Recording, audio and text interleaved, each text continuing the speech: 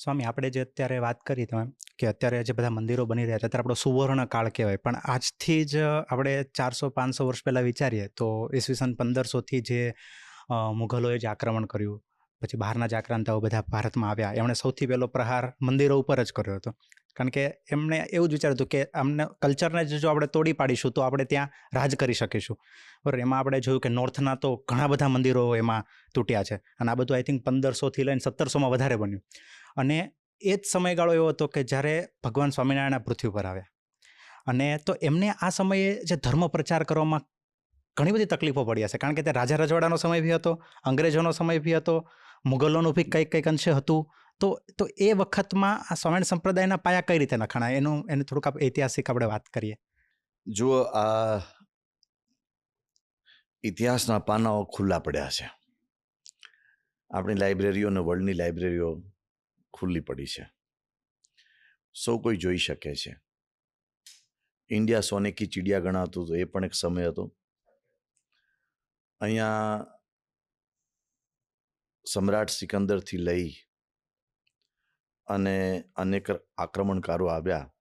એ લૂંટવા માટે પણ આવ્યા અને ધર્મ પ્રચારના આશયથી પણ આવ્યા, વેપાર ધંધા માટે પણ આવ્યા. એટલા માટે ઇન્ડિયા સોનાની ચીડિયા હતું, સોને કી ચીડિયા. તો એ ઈસવીસન પૂર્વે 326માં એલેક્ઝાન્ડર ધી ગ્રેટ, સિકંદર આવ્યો, જે આપણે ત્યાં પહેલું નોંધાયેલું આક્રમણ.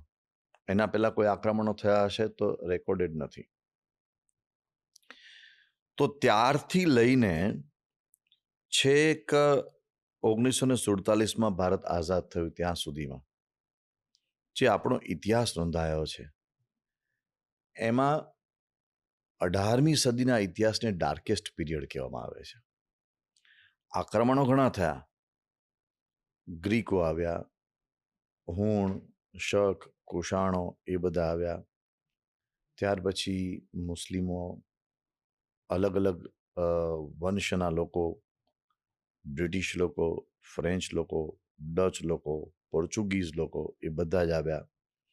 બધાએ પોતપોતાના શાસન જમાવ્યા, બધાએ પોતપોતાની રીતે દમન, અત્યાચાર એ બધું કર્યું. પણ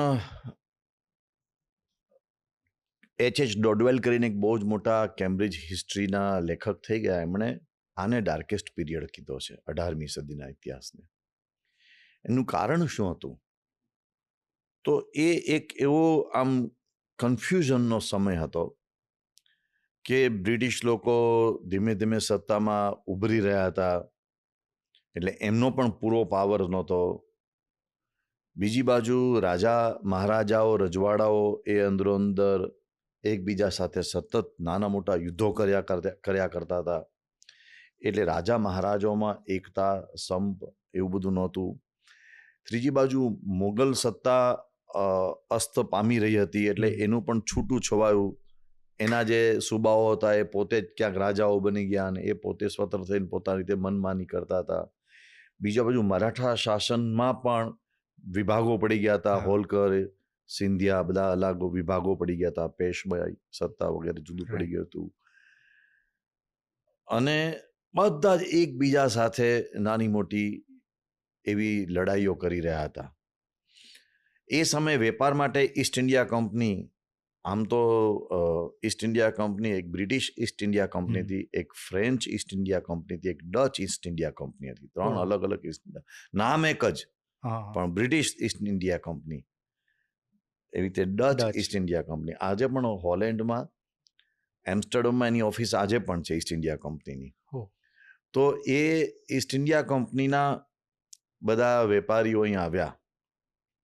એમાં રોબર્ટ ક્લાઇવ બ્રિટિશ હતો ને એણે પહેલી વખત પ્લાસીનું યુદ્ધ કર્યું ને મીર કાસિમ, બંગાળનો સિરાજુદ્દીન દૌલા, એને મીર કાસિમના માધ્યમથી છેતરપિંડી કરીને હરાવ્યો અને એણે શાસનની શરૂઆત કરી. બાકી તો વેપારી જ હતા એ લોકો. તો આવી બધી આપણી અંદર કુસંપની જે એક હવા હતી એનો આ લોકોએ લાભ લીધો, વેપારીઓએ. એમનો તો શાસન કરવાનો કોઈ ઈરાદો જ નહોતો. Right. એને તો કલ્પના જ નહોતી કે અમે શાસક બનીશું. એ વેપાર માટે જ આવ્યા એ હતા. તો વેપાર માટે જ આવ્યા હતા. પણ એમને ખબર પડી કે અહીંયા તો પોલમ પોલ ચાલે છે, યુનિટી જ નથી કઈ. યુનિટી નથી. તમે આને આના વિશે વાત કરો અને આને વિશે વાત કરો તો બે જણા ઝઘડશે, અને આ તો એક સરસ તક છે આપણે માટે. એ સમજી ગયા અને એમાં એ લોકોએ પોતાનો પગ પેસાર કર્યો. ફ્રેન્ચમાં એક દુપ્લે કરીને એનો ઓફિસર હતો, એણે પણ આવો પ્રયાસ કર્યો. એ રીતે ડચ લોકોએ, એવી રીતે પોર્ચુગીઝોએ પ્રયાસ કર્યો. તો સૌ પોતપોતાની રીતે જગ્યા શોધવા માંડ્યા કે આપણે બે જણને ઝઘડાવીશું તો વચ્ચે આપણી ક્યાંક નાની મોટી સત્તા સ્થપાશે. આપણી ભાષામાં કેટલું પગ પેસારો કરવા પગ માંડ્યા. પેસારો. ખરેખર બ્રિટિશ સત્તા, ઓફિશિયલી બ્રિટિશ સત્તા તો છેક 1857 પછી આવી, 1857 પછી. ઓકે. ભગવાન સ્વામિનારાયણના દેહ ત્યાગ પછી લગભગ 27 વર્ષ પછી ત્યાં સુધી ઓફિશિયલી બ્રિટિશ ક્રાઉન એટલે કે રાજસત્તા ત્યાં સુધી નથી. ત્યાં સુધી તો ઈસ્ટ ઇન્ડિયા એટલે કે કંપની સરકાર હતી. Okay, right. એટલે એ જે કુસંપનું વાતાવરણ હતું એનો આ લોકોએ બરાબર પૂરતો લાભ લીધો. આ એક મુદ્દો. બીજો મુદ્દો કુસંપ ધર્મમાં પણ હતો. હું 2 ઉદાહરણ આપીશ, કદાચ કોકને એ સાંભળવા નહીં ગમે, પણ ઇતિહાસમાં નોંધાયેલા છે. 1760 હરિદ્વારમાં કુંભ મેળો થયો હતો અને 1789 નાસિકમાં કુંભ મેળો થયો હતો. એ 2 કુંભ મેળાના આંકડા રેકોર્ડેડ છે, એ સમયના ક્રોનિકલ્સમાં નોંધાયેલા છે. નાસિકમાં 1789 જે કુંભ મેળો થયો હતો એમાં પહેલું સ્નાન કોણ કરે ગોદાવરી નદીમાં એનો ઝઘડો થયો અને એ ઝઘડામાં 12,000 એકબીજાને કાપી નાખ્યા હતા. સનાતન ધર્મની વાત કરું છું, આંકડો રેકોર્ડેડ છે. એની કોપર પ્લેટ આજે પણ નાસિકના કાલારામ મંદિરમાં આજે પણ ત્યાં તકતી મારેલી છે, કોઈ જોઈ શકે છે, એનો ત્યાં શિલાલેખ છે. 1760 એટલો બધો હિંસાચાર થયો હતો કુંભ મેળામાં, કોણ પહેલું સ્નાન કરે હરકી પેઢીમાં, એટલો જ મુદ્દો કે ઇતિહાસકારોએ નોંધ્યું છે કે એનો આંકડો સાચો કંઈ જાણી શકાયો નથી. અમે 2 જ ઉદાહરણ આપ્યા, આવા બીજા ઘણા ઉદાહરણો ટાંકી શકું તેમ છું. આપણે એવું નથી કેવું કે બીજા કોઈ ધર્મમાં આવું નહોતું. શિયા સુન્નીમાં આવું ચાલતું હતું, કેથોલિક અને પ્રોટેસ્ટન્ટિઝમમાં એમાં પણ આવું ચાલતું હતું, મોર્મન્સ અને કેથોલિક્સમાં પણ આવું ચાલતું હતું. એટલે ટૂંકમાં ધર્મના નામે પણ અંધકાર હતો. તમે આંકડો તો વિચાર કરો, 12,000 કપાઈ ગયા એક ખાલી સ્નાન માટે. એક સ્નાન માટે. એ કેટલા દિવસ સુધી યુદ્ધ ચાલ્યું હશે. તો બધા ધાર્મિક લોકો હતા. હું કોઈ નામ નથી લેવા માંગતો, પણ એક પંથ પહેલા સ્નાન કરે કે બીજો પંથ પહેલા સ્નાન કરે, એટલો જ મુદ્દો હતો. તો હું એ સમજાવવાનો પ્રયાસ કરું છું કે ધાર્મિક ક્ષેત્રે, રાજકીય ક્ષેત્રે, સામાજિક ક્ષેત્રે કેટલો બધો અંધકાર હતો. સતી પ્રથાનો રિવાજ, આપણને સતી માટે આદર છે. એક મહાન વ્યક્તિત્વ હોય ત્યારે સતી બને છે, એવું આપણી પરંપરામાં આપણે માનીએ છીએ. કોઈને આપણે સતી કહીએ એટલે બહુ જ મહાન વ્યક્તિત્વ હોય તો સતી કહીએ છીએ. હું એનો નિષેધ નથી કરતો, પણ પરાણે બાળી નાખતા હતા. પતિ મૃત્યુ પામે એટલે પત્નીને પરાણે બાળી નાખવામાં આવતી હતી. બાળકી ઘરમાં જન્મે એટલે પરાણે એને મારી નાખવામાં આવતી હતી. બાળકી ન જોઈએ, દૂધ પીતી કરીને જીવા જાતો હતો એ. બરાબર. એક આંકડો બ્રિટિશ રેકોર્ડ્સમાં છે. એક જ્ઞાતિ, હું જ્ઞાતિનું નામ નહીં બોલું, એક જ્ઞાતિની અંદર એક વર્ષમાં 60,000 બાળકીઓને મારી નાખવામાં આવી હતી. એક જ્ઞાતિમાં એના આંકડા છે, રેકોર્ડ્સમાં નોંધાયેલા છે. હવે તમે વિચાર કરો, એ એક જ વિભાગ, આખો ભારત નહીં, ભારતનો એક જ વિભાગ ગુજરાત, ગુજરાતનો પણ એક પ્રાંત, એક એનો વિભાગ, એમાં આટલી નોંધાયેલા, નહીં નોંધાયેલા તો ભગવાન જાણે. આ તો રેકોર્ડેડ. હમ. તો આ સામાજિક અંધકાર હતો. કેમ બાળકીઓને મારી નાખતા હતા? ડાવરી, દહેજના ડરથી. દહેજ ક્યાંથી કાઢશું? આ બાળકી જન્મીને મોટી કરીને બધી જ ખેતી, બધી જ મિલકત જાયદાદ આપી દેવાનું દહેજમાં. હમ. એટલે ઘરમાં કોઈને છોકરી જોઈતી નહોતી. એવો સામાજિક અંધકાર હતો. તો એવા સામાજિક અંધકાર વચ્ચે સ્વામિનારાયણ ભગવાન પ્રગટ થયા, ગુજરાતમાં આવ્યા અને ગુજરાતને સૌથી શાંત પ્રાંત બનાવ્યો. હવે હું આ બધી વાતો કરીશ તો ઘણા લોકોના ભવા ઊંચા થશે. હું એક નાનું ઉદાહરણ આપું છું હા. કે એક વખત સ્વામિનારાયણ ભગવાન પંચાળામાં બિરાજતા હતા અને એમને ખબર પડી કે એક બ્રિટિશ ઓફિસર પોરબંદર આવ્યો છે. પંચાળા જુનાગઢ પાસે, પોરબંદર છે કે આ વેરાવળથી આગળ, આપણે આ બાજુ ગોંડલથી આગળ આવ્યું. Right. બે વચ્ચે ઘણું ડિસ્ટન્સ. distance. સ્વામિનારાયણ ભગવાનને ખબર પડી કે અહીંયા એ કર્નલ આવ્યો છે. તો સ્વામિનારાયણ ભગવાને ગામડે ગામડે ફરીને સ્પેસિફિક જ્ઞાતિના લોકોને સ્વામિનારાયણ ભગવાન સમજાવતા હતા, તમારી દીકરી જન્મે તો તમે એને મારી નહીં નાખતા. એ પ્રતિજ્ઞાઓ લેવડાવતા હતા. ઓહ. અને ગોંડલના મહારાજા દેવાજી બાપુ હતા, એટલે કે જે પ્રસિદ્ધ ભગવત ગોમંડલના કરતા ભગવતસિંહજી એના દાદા થાય. Okay. તો એ જે દેવાજી બાપુ હતા એમને સ્વામિનારાયણ ભગવાને કહ્યું હતું કે તમે તમારા રાજ્યમાં કાયદો કરો કે કોઈ પણ તમારા રાજ્યની અંદર બાળકી જન્મે એને મારે નહીં. અને દેવાજી બાપુને સ્વામિનારાયણ ભગવાને કહ્યું કે તમારે કાયદાની મદદ જોઈતી હોય તો તમે અંગ્રેજોની પણ મદદ લો, પણ તમે આ કાયદો બનાવો, બાળકીઓને કોઈ મારે નહીં. તો પંચાળાથી સ્વામિનારાયણ ભગવાનને ખબર પડી કે કર્નલ આવ્યો છે, તો કર્નલને એક સ્પેશિયલ કાગળ લખ્યો કે જ્યાં જ્યાં તમારું શાસન ચાલતું હોય ત્યાં તમે કાયદો બનાવો કે કોઈ બાળકીની હત્યા ન કરે. તો ગુજરાતની અંદર બાળકીઓને મારી નાખવામાં આવતી હતી, એની સામે સૌથી મોટું આંદોલન કોઈ ઉપાડ્યું તો સ્વામિનારાયણ ભગવાને ઉપાડ્યું. આજે આપણે સ્ત્રી શિક્ષણની વાત કરીએ છીએ, આજે આપણે ભ્રૂણ હત્યાની વાતો કરીએ છીએ કે ભ્રૂણ હત્યા ન થવી જોઈએ, આજે એ બધી વાતો કરીએ છીએ. એ 200 વર્ષ પહેલા સ્વામિનારાયણ ભગવાને એના આંદોલનો ઉપાડ્યા હતા અને એમણે એવા આખા સમુદાયોના પરિવર્તન કર્યા જે લોકો લૂંટફાટ જ એમનો જીવનનો આધાર હતો.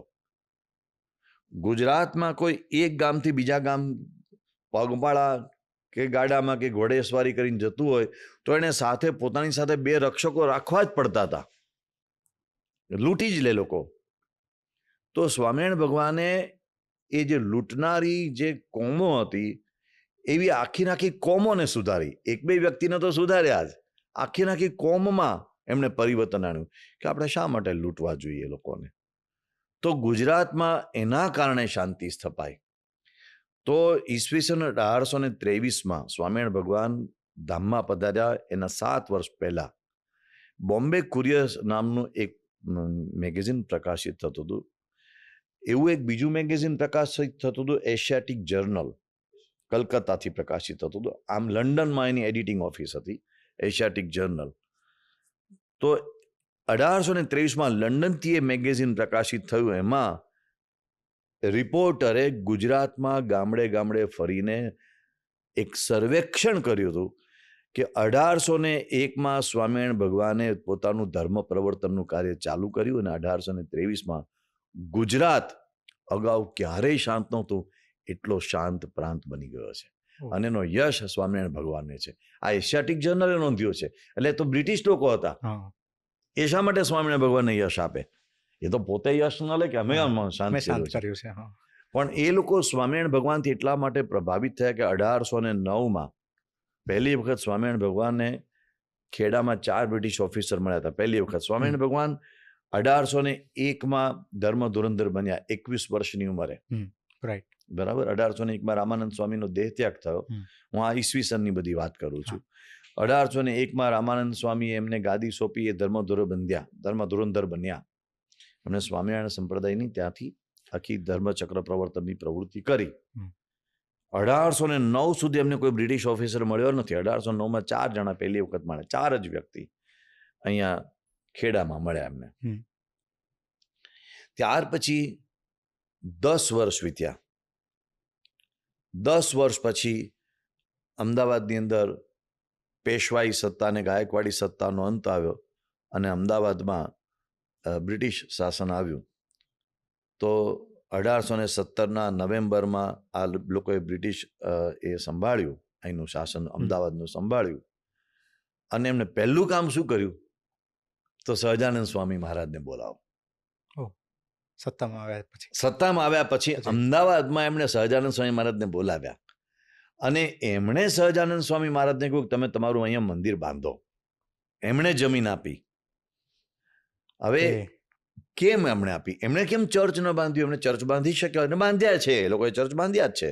પોતાની પૂજા પદ્ધતિ, ઉપાસના પદ્ધતિ માટે બધા માણસ બધા પોતપોતાનું કરે જ. એમણે સ્વામિનારાયણ ભગવાને આ જમીન આપીને મંદિર બાંધવાનું કહ્યું. સ્વામિનારાયણ ભગવાને આ કાલુપુરનું નરનારાયણ ભગવાનનું મંદિર બનાવ્યું. જે કાલુપુર સ્વામિનારાયણ મંદિર કાલુપુર સ્વામિનારાયણ મંદિર એ પહેલું અહીંયા બનાવીને જમીન અંગ્રેજોએ આપી.